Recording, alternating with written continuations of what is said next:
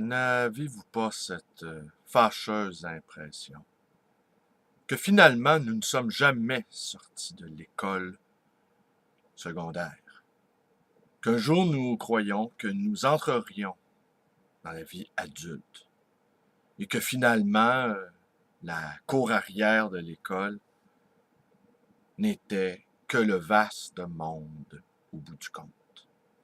Bonjour, bienvenue dans ma bibliothèque. Nous sommes à Montréal le 22 novembre 2013. Mon nom est Bruno Lalonde. Alors aujourd'hui, peut-être je vais vous... Ah oui, tenez, je vais le faire tout de suite. Je ne suis pas à l'aise avec la publicité. Est-ce une publicité? La campagne de sensibilisation. Oh, que je n'aime pas ces mots. Campagne de sensibilisation. Mais je pense bien souvent qu'à force de nous sensibiliser, eh bien, nous développons un derme, une peau plus cuirassée que jamais.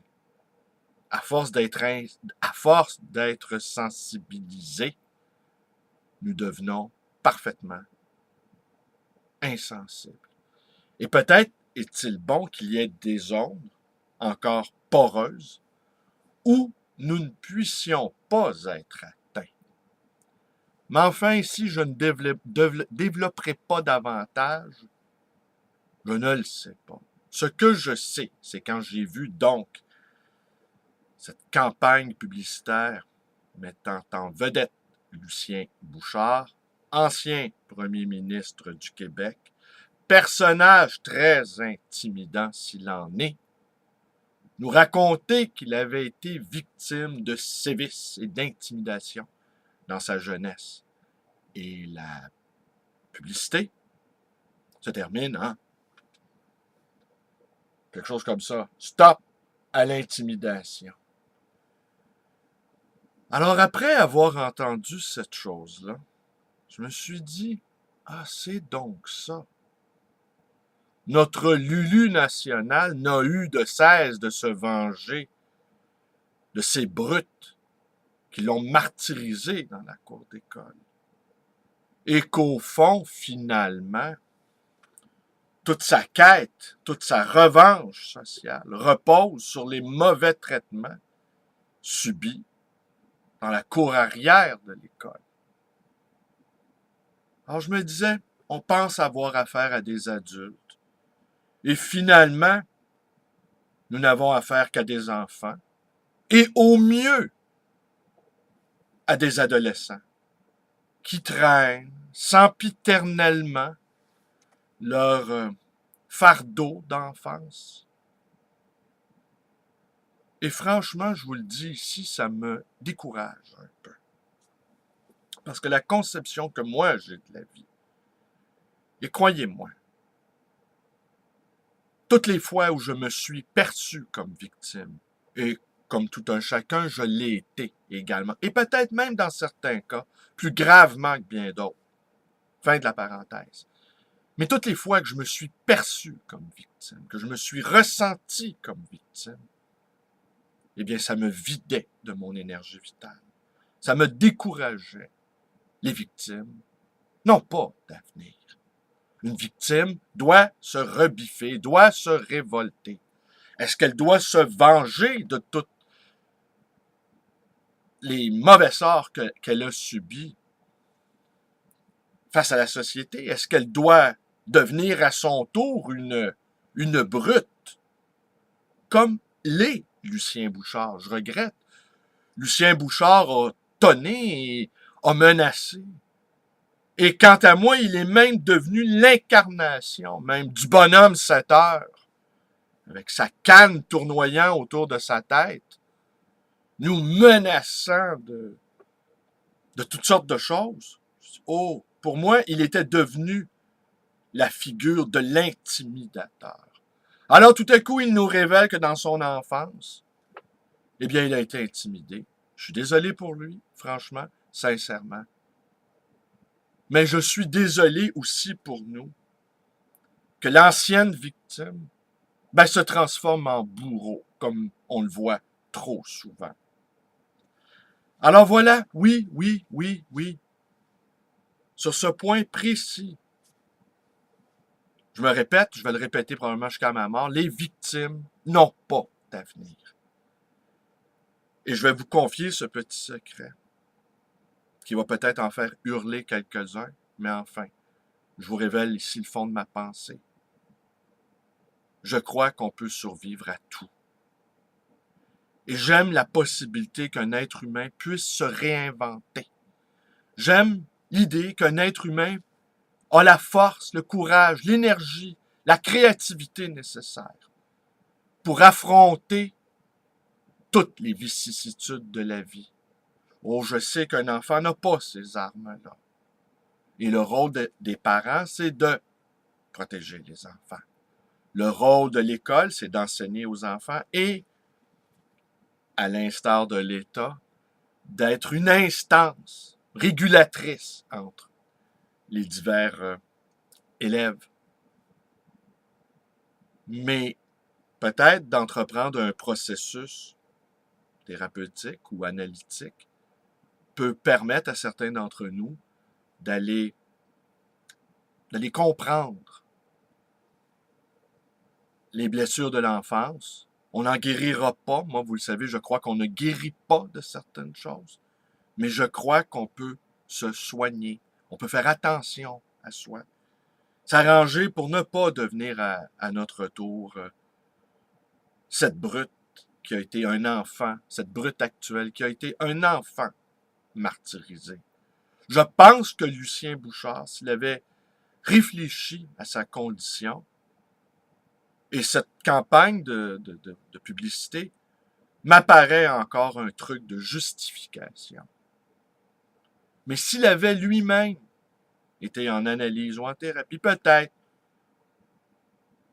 n'aurait-il pas recherché des postes de pouvoir pour le consoler, des blessures narcissiques que lui ont imposées, narcissiques et physiques que lui ont imposées ses petits compagnons de classe. Est-ce que je vous lis un passage d'André Gorz, Le Traître? Oui, je vais vous lire un petit passage. Je vous le montre. Je vous le montre à l'écran. Et ce livre-là d'André Gorz, Le Traître, je l'ai lu le 10 avril 1983. En ce temps-là, jadis, dans les temps immémoriaux, j'écrivais mon nom et la date. Et puis, à un moment donné, j'ai cessé d'écrire mon nom. Je ne sais pas pourquoi. Mon nom a cessé d'apparaître sur mes livres lus. Et puis après, ça a été la date. J'ai cessé d'écrire la date. Et aussi, j'annotais dans tous mes livres. Ça, je le fais encore, mais de moins en moins. Comme si cela n'avait plus autant d'importance d'accumuler du savoir. Que je dois vivre sur un autre plan. Peut-être qu'un jour même, je n'aurai plus de bibliothèque. Ça, je m'y prépare graduellement. Alors, je vous lis ce petit passage. Une fois de plus, le propos de ce livre s'est transformé. Ah oui, la préface, elle est de Jean-Paul Sartre. Il ne s'agit pas de se connaître, mais de changer la vie. On ne s'adresse pas encore à nous, mais qu'on le veuille ou non, c'est à nous que la question fondamentale est posée. Par quelle activité un individu accidentel, nous sommes tous des individus accidentels, nous sommes tous apparus sans raison, et ce mot-là d'individu accidentel, on le doit à Karl Marx. Peut-il se réaliser en lui-même et pour tous la personne humaine? Cet ouvrage, je l'ai dit, s'est organisé comme une machine à feedback. Le présent métamorphose sans cesse le passé, dont il est issu. Le présent métamorphose sans cesse le passé, dont il est issu.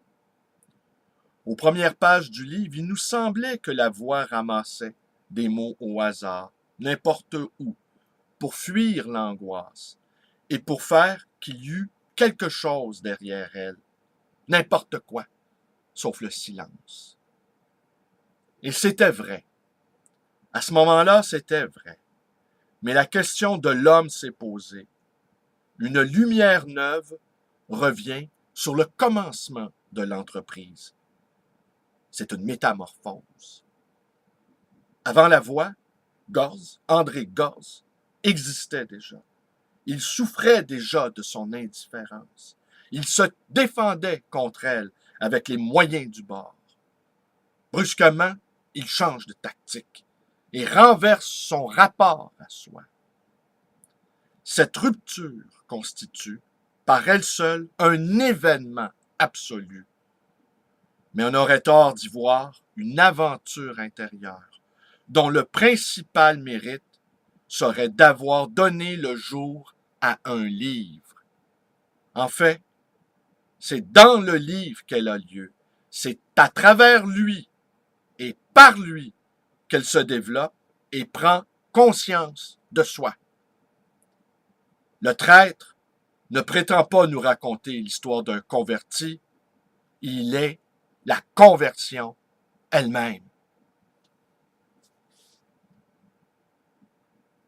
On se crée soi-même à travers nos œuvres. Et au bout du livre, qui trouve-t-on? Soi. Et ce soi-là est donné au monde. Nul n'est inutile, comme on le sait. Alors c'est tout pour aujourd'hui. Je vous remercie d'être avec moi. Je souhaite à Lucien Bouchard de pouvoir enfin guérir de ses blessures d'enfance. Mais j'ai des réserves sur cette campagne de publicité-là, car je ne crois pas que l'on souhaite vraiment que cesse l'intimidation. Les forces de coercition sont partout intimidantes. Et je ne crois pas que nous voulions des enfants qui soient capables d'être libres. Autrement, nos écoles ne ressembleraient pas à des prisons.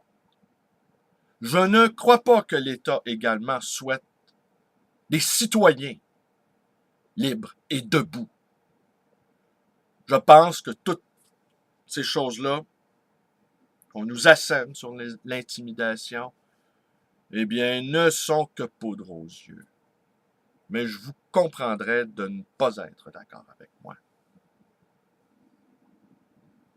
Je vous remercie d'être avec moi. Mes vidéos vous plaisent? Abonnez-vous à ma chaîne, ma page Facebook, ma librairie d'occasion et d'ancien, le livre voyageur, dans le quartier Côte-des-Neiges à Montréal, et le numéro de téléphone dans le 514-736-0999. Je vous remercie. Passez une belle journée et ne vous laissez pas intimider par personne, à moins que vous lui en donniez l'approbation, le droit. Merci, bonne journée.